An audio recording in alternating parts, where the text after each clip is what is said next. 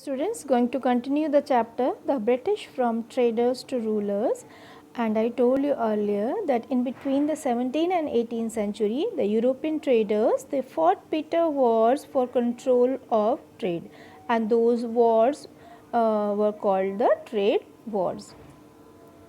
In the series of those trade wars, the Carnatic Wars were a series of military conflicts in middle of the 18th century in India between British and French.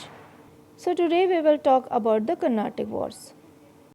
The British East India Company established its dominance among the European trading companies within India.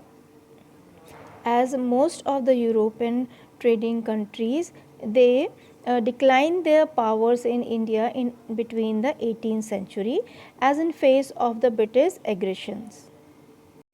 Now only remaining French and the British became the dominant European trading groups in India. So, for controlling the trade, they fought the three battles between 1746 and 1763 for dominance over the Carnatic region, which includes the state of Hyderabad, Carnatic, and Mysore. These wars came to be known as Carnatic Wars. And the series of these three Carnatic wars ended with the defeat of French. The British now became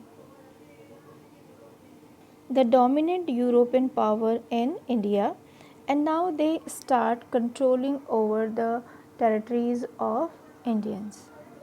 Initially, the direct conquest was not the aim of Britishers, but only they want to expand trade and leave the administration of territories to friendly or puppet rulers.